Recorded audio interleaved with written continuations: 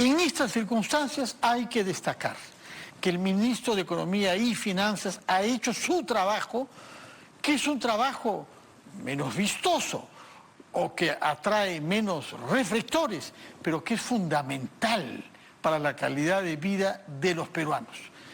Este trabajo se ha materializado en la publicación de 3 leyes, una ley de endeudamiento, una ley de equilibrio fiscal y una ley de presupuesto general para el próximo año. A tiempo han sido presentados, razón por la cual ha sido convocado a presentarse ante el Pleno del Congreso el próximo jueves a las 9 de la mañana para defender sobre todo el presupuesto, que es, para decirlo con palabras simples, la atribución del dinero público a las diversas funciones del Estado, a las diversas entidades públicas, el gobierno nacional, gobiernos regionales y municipales.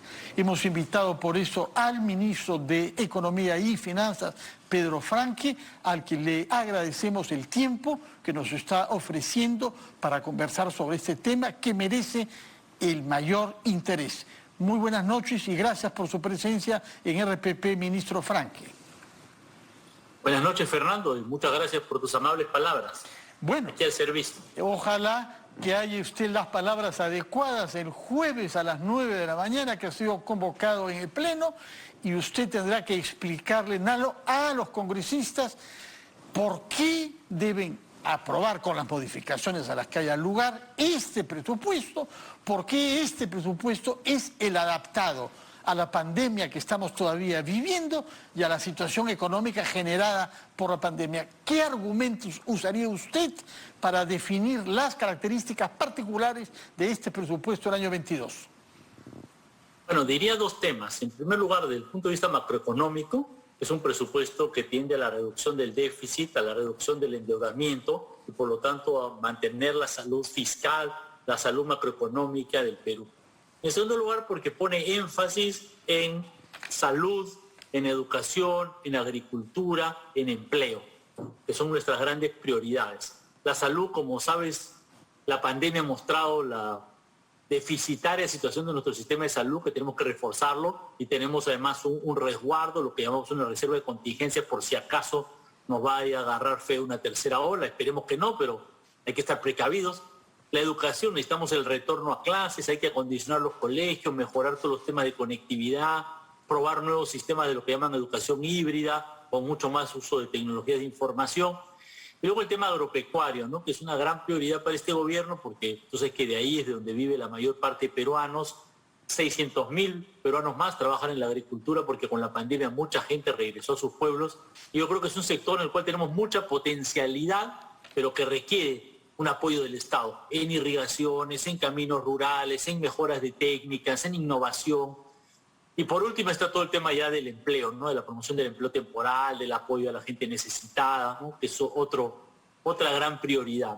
Yo creo que el presupuesto, por un lado, guarda la salud macroeconómica y por otro lado pone el dinero en las grandes prioridades que tiene nuestro país.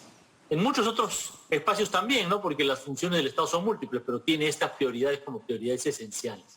Es fácil comprender dónde y por qué se pone el dinero en sectores como educación y salud, que son los principales, junto a transportes. Es menos claro cómo se pone el dinero del Estado para crear empleo. Explíquenos eso, por favor, porque usted lo ha definido como una de las 5 prioridades, ¿no es cierto?, junto a educación, salud, agricultura y alivio de la pobreza. Bueno, el tema del empleo es un tema que tiene varias aristas. Por un lado, hay las medidas directas del gobierno, la obra pública, el empleo temporal, la creación de infraestructura que directamente genera empleo, y eso tiene su importancia. Y por otro lado, está el Estado como facilitador de la actividad privada, por ejemplo, dando créditos, por ejemplo, con la innovación agropecuaria, por ejemplo, con las irrigaciones que permiten que haya nuevas hectáreas cultivadas en el Perú y que así amplían la frontera agrícola y mejoran las oportunidades económicas para la gente. El rol del Estado aquí es de condiciones básicas de infraestructura y de apoyo en términos de crédito, asistencia técnica y en muchos casos también de reducir barreras, ¿no? Eliminar problemas, ¿no? Para eso tenemos lo que nosotros llamamos las mesas ejecutivas, ¿no? Para atender directamente estas barreras que a veces el Estado mismo pone a la actividad productiva cuando lo que queremos en realidad es más crecimiento económico para más empleo. Esas son, digamos, las orientaciones fundamentales, muy sucintamente, digamos. Claro que sí. Ahora bien, ustedes han hecho notar que se trata del aumento porcentual del presupuesto más considerable de los últimos años, 3 o 4 años, y eso reposa sobre ciertas previsiones, que son básicamente que el Producto Bruto crecerá este año 10.5% y que el próximo año crecerá 4.8% para seguir descendiendo los años sucesivos. Quiero que nos explique si estamos seguros de estas cifras o cuán seguros estamos. Y la otra, que es tan importante, sino más la previsión que ustedes hacen de crecimiento de la inversión privada, que se eleva, según ustedes, a 5.5%.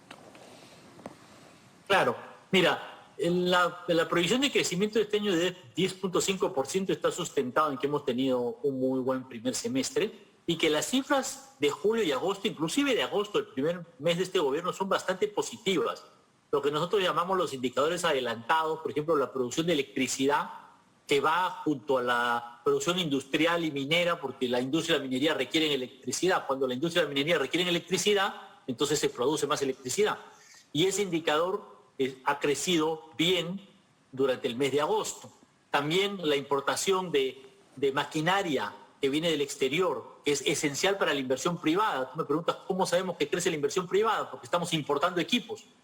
No es el único componente de la inversión privada, pero es esencial. La mayor parte de equipos, de maquinaria, el Perú los importa. Y cuando hay más importación de equipos, quiere decir que la inversión privada se está acelerando.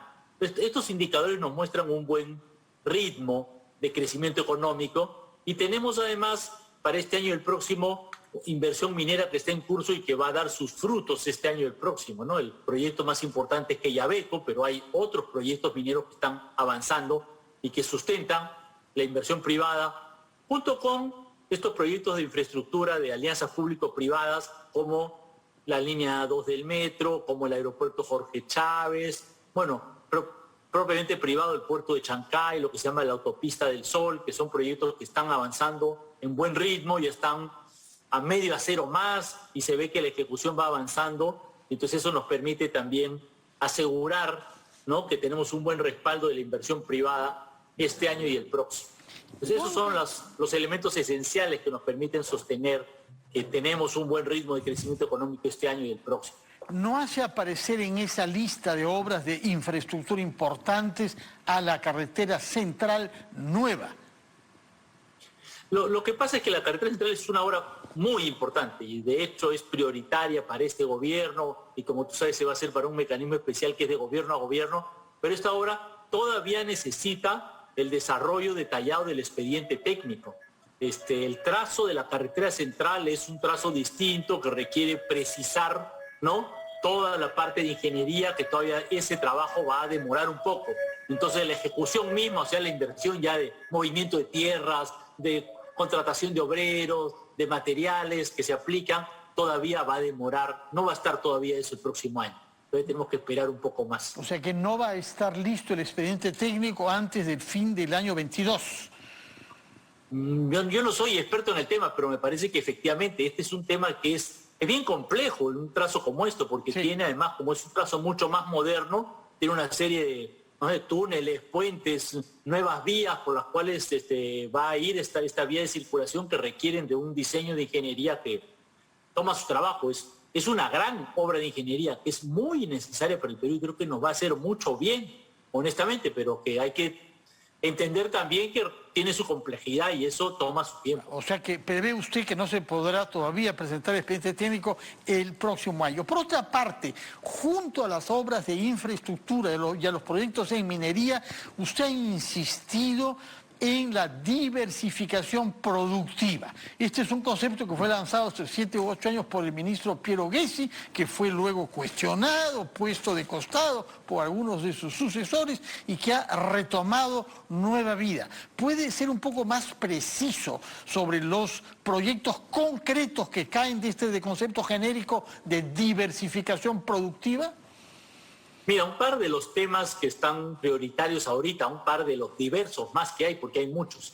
Uno es acuicultura, ¿no? El Perú tiene un gran potencial en producción acuícola en nuestras diversas regiones naturales. Hay producción acuícola en la costa, con agua de mar, hay producción acuícola posible en la sierra, trucha, piscigranjas, hay producción acuícola que se realiza y que se puede potenciar mucho más en la selva, paiche, gamitana, pero todavía nuestro desarrollo de la producción acuícola es limitado, ¿no? Tenemos mucho más potencial que desarrollar. Por esto requiere de una serie de facilitaciones en términos de transporte, de trámites, de procedimientos que tenemos que facilitar, pero yo creo que tenemos ahí un gran potencial. Igual el tema forestal es un tema en el cual, no sé, entonces Chile tiene una exportación forestal grande, la forestación tiene ahorita la ventaja de que colabora con el cambio climático, absorbe carbono, por lo cual incluso podemos cobrar, ¿no? Este rol de favorecer al cambio climático incluso puede traernos dinero, pero que requiere también un gran esfuerzo de colaboración del Estado con el sector privado, ¿no? Por el lado financiero y también por el lado regulatorio. Entonces, te menciono estos 2 ejemplos, pero uno puede mencionar bastantes más, ¿ah? El turismo, las industrias culturales, la gastronomía, las artesanías, el aprovechamiento de nuestra biodiversidad, las plantas medicinales. El Perú tiene muchas potencialidades, pero requiere ponerle esfuerzo y muchas veces se requiere pues que el Estado o le dé su pequeño apoyo crediticio, técnico, facilite la infraestructura y también resuelva algunas trabas. A veces el Estado está pensado con una serie de temas burocráticos que no se ponen en mente estas nuevas cosas, ¿no? Nadie se ha puesto a pensar en la posibilidad, o se había puesto a pensar en la posibilidad de la acuicultura, entonces hay temas regulatorios que simplemente no se han desarrollado, no se han adecuado al sector, ¿no? Y para eso es este esfuerzo de las mesas, de lo que llamamos las mesas ejecutivas, que, como tú dices, con mucha justicia lo impulsó muy bien el exministro Piero Gessi, que efectivamente hizo ahí un gran apoyo al país.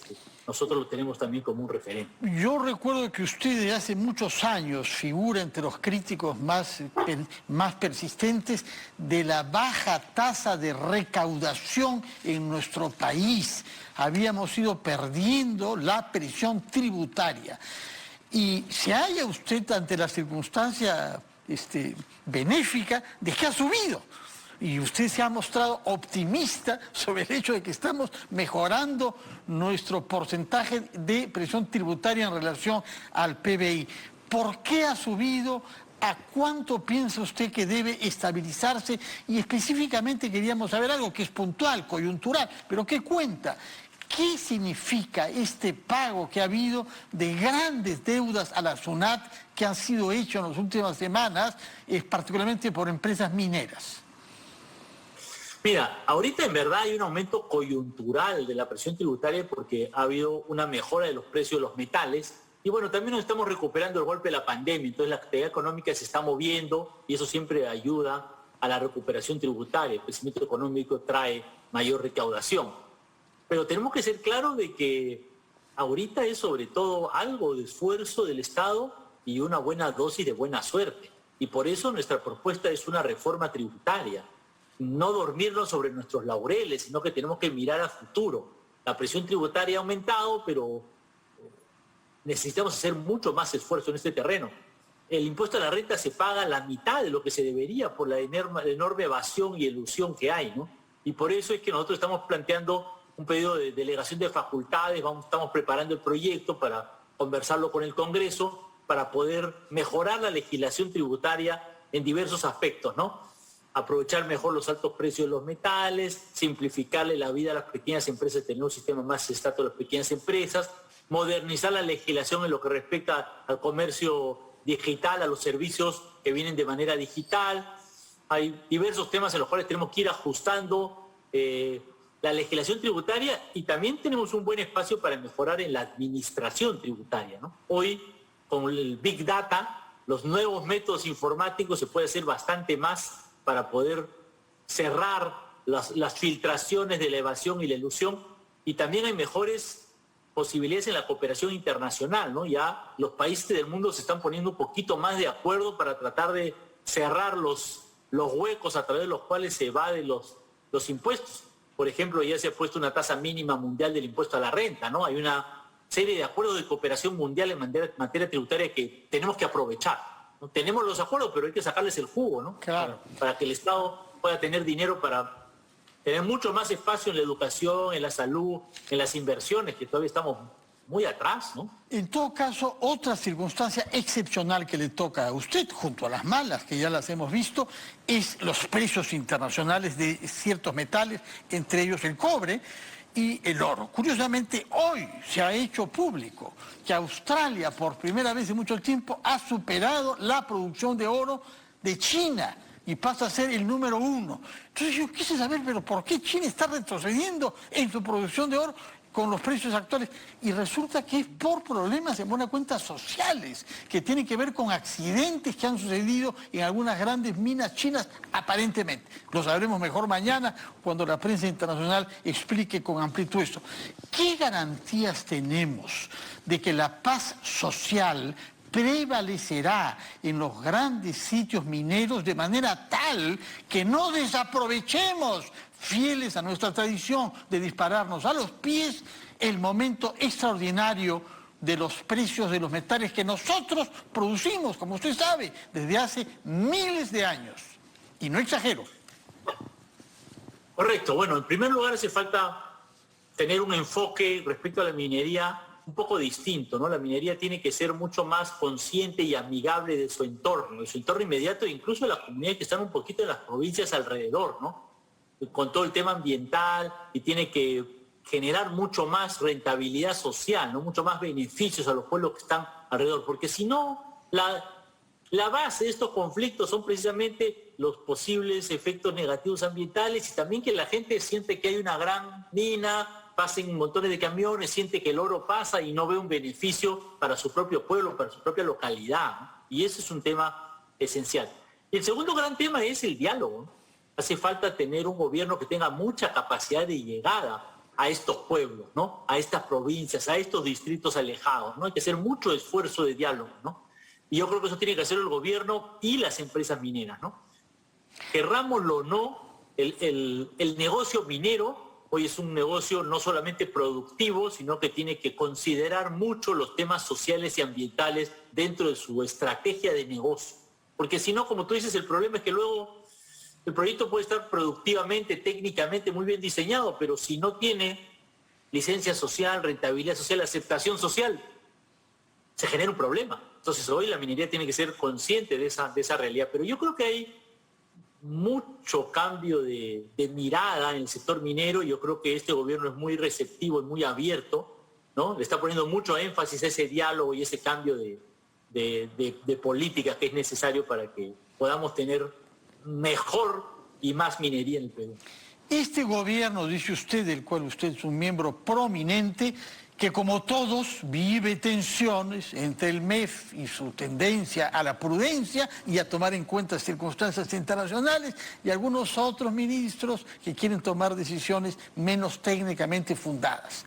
Esta contradicción, que es clásica en todos los países democráticos, se expresa en el Perú con dos temas: remuneración mínima vital por una parte y precios, puesto que hay en el gobierno quienes creen que se puede tener una política más proactiva para evitar que los precios sigan subiendo. Y lo ha dicho el presidente de la República hoy, hablando sobre elementos básicos de la canasta familiar, y él mencionó específicamente el aceite, el pan y el gas. ¿Qué es lo que su ministerio puede hacer de verdad para evitar que los precios sigan subiendo? Mira, como tú has dicho, el tema de los precios es esencialmente un tema de precios internacionales. Por ejemplo, el problema del aceite es que la soya ha subido de precio a nivel mundial, creo que como 70%. Y lo mismo ha pasado con otros productos. El trigo ha subido de precio en el mercado internacional y nosotros somos importadores de trigo. Y eso es algo difícil de cambiar en el corto plazo. Entonces, en este caso como en otros, somos dependientes de los precios internacionales. Y lo mismo pasa con el precio del petróleo. El precio del petróleo ha tenido una alza también muy grande en el precio internacional y nosotros somos importadores de petróleo. Hay un esfuerzo de mediano y largo plazo por mejorar nuestra producción alimentaria y mejorar nuestra producción de hidrocarburos, pero en el corto plazo, lamentablemente, este impacto de precios internacionales es muy difícil de detener. Y efectivamente la inflación está aumentando en el Perú, pero sigue siendo menor que la de Chile, menor que la de Brasil, menor que la de Estados Unidos. Estados Unidos, la gran potencia del capitalismo mundial, tiene hoy una inflación superior a la de este pequeño país sureño que se llama el Perú. Entonces, cuando hay un fenómeno internacional de esta magnitud, es muy difícil para un país pequeño como el Perú permanecer aislado. Y hay que recordar aquí que el tema de la estabilidad monetaria es función primordial del Banco Central de Reserva. La Constitución, en su artículo 84, establece que el BCR es una entidad autónoma y tiene como función resguardar la estabilidad monetaria. Ahora, ¿el gobierno qué hace? No podemos quedarnos cruzados porque esto genera una presión sobre la economía familiar. Por eso, el bono Yanapay de 350 soles, que ya esperamos, ¿no?, se debe comenzar a repartir en un par de semanas. Por eso, un programa de empleo temporal para que 260.000 personas que hoy no tienen empleo puedan ganarse un dinero y de esa manera cubrir su canasta alimentaria. Digamos que el énfasis está por el lado económico, el sostén económico de las familias. Ese es el objetivo primordial que tiene este gobierno y que me parece que es la orientación más adecuada para enfrentar este tipo de temas, ¿no? Es la recomendación internacional, en realidad el Fondo Monetario, el Banco Mundial, sugieren que este tipo de enfoques son los mejores, ¿no?, los que dan mejores resultados sociales y económicos. Puesto que menciona usted al Banco Central, ¿por qué se ha anunciado hoy que los directores serían nombrados durante el mes de septiembre u octubre? Pese a que el reglamento establece que lo sean 30 días después de instalada la nueva legislatura. Mira, creo que si no todos, casi todos los gobiernos anteriores han nombrado los directores recién en septiembre y octubre. Y habría que recordar también que 3 de los directores los debe nombrar el Congreso de la República. Hay una oportunidad en la cual estuve revisando, incluso los directores los nombró el Congreso con 2 años de posterioridad al plazo, ¿no? Estuve chequeando las fechas. El asunto es que hay que hacer una concertación que es delicada, porque el tema es tener un directorio que responda a una concertación política, pero también que tenga un alto nivel profesional. Tenemos que evitar tener directores que solo responden a consignas partidarias o preferencias partidarias y que no tienen como su única y primordial y única razón de ser el resguardar la estabilidad monetaria en el Perú, ¿no? Eso es lo que demora un poco, ¿no?, lograr esa concertación entre los distintos sectores políticos, entre los distintos poderes del Estado, con el presidente del Banco Central. Entonces ese es el tema que nos tenemos que abocar estos meses para lograr un directorio del BCR que, como hemos tenido estos años, pero mejorando incluso, ¿no?, asegurando que tenemos un alto nivel profesional, que es sumamente importante, porque el tema de la estabilidad de precios es un tema esencial, que es uno de los temas que en realidad nos ha permitido tener cierto nivel de crecimiento económico sin duda alguna, en los últimos años, y que el Perú haya tenido durante muchos años una de las inflaciones más bajas de Latinoamérica. Hoy estamos pasando una situación complicada en esta área, pero no hay que perder la memoria de lo que tenemos y lo que tenemos que resguardar. Claro. Otro tema sobre el que se ha pronunciado usted y que le debe haber merecido algunas fricciones con algunos colegas es la elevación de la remuneración mínima vital, 930 soles ahora, una decisión tomada, me parece, en la época de Pedro Pablo Kuczynski, lo que parece otra época, ¿no? Usted ha hecho saber que no es prudente, que las condiciones no se prestan precisamente por la fragilidad de muchísimas empresas. Explíquenos por qué no le parece adecuado ahora anunciar un alza del sueldo mínimo. Mira, yo pienso que la política del sueldo mínimo es una política importante y que efectivamente a mediano y largo plazo es muy importante insistir en una concertación entre trabajadores y empresarios y tratar de tener una política que vaya aumentando el sueldo. Pero en este momento atravesamos una coyuntura en que una gran cantidad de pequeñas empresas, particularmente algunos sectores intensivos en empleo, como la gastronomía, como los hoteles, son empresas que están pasando por una situación económica difícil y que por eso mismo hacerles, ¿no es cierto?, una mayor carga las puede, digamos, terminar dificultando su sobrevivencia. Más bien, el énfasis del gobierno es cómo les facilitamos crédito, cómo les facilitamos condiciones para que esas pequeñas empresas vuelvan a surgir, cómo les damos mejores condiciones. Ahora, por ejemplo, se está hablando un poquito del aforo en algunos casos. Digamos, el énfasis principal tiene que ser en cómo promovemos la reactivación y la generación de empleo en esos sectores. Y todavía hay un margen, hay un sector de la economía que tiene una productividad relativamente baja, que está golpeada por la pandemia, que no se ha terminado de recuperar. Pues hay que esperar un poquito de que este resurgimiento que está teniendo nuestra economía agarre vuelo para que ya las empresas estén en buen pie, y ahí me parece que es el momento en el cual convendrá efectivamente mejorar el sueldo mínimo. Muchas gracias por su tiempo y por su presencia en RPP, ministro Pedro Franque. Deseamos naturalmente verlo a las 9 de la mañana con la mayor persuasión posible, porque ahí tendrá oposiciones de muy diverso tipo y seguramente serán un poco menos pacientes que nuestro público para escucharlo. En todo caso, gracias por su presencia acá y por la respuesta que nos ha dado con toda franqueza. Que tenga muy buenas noches, señor Pedro Franque. Vamos.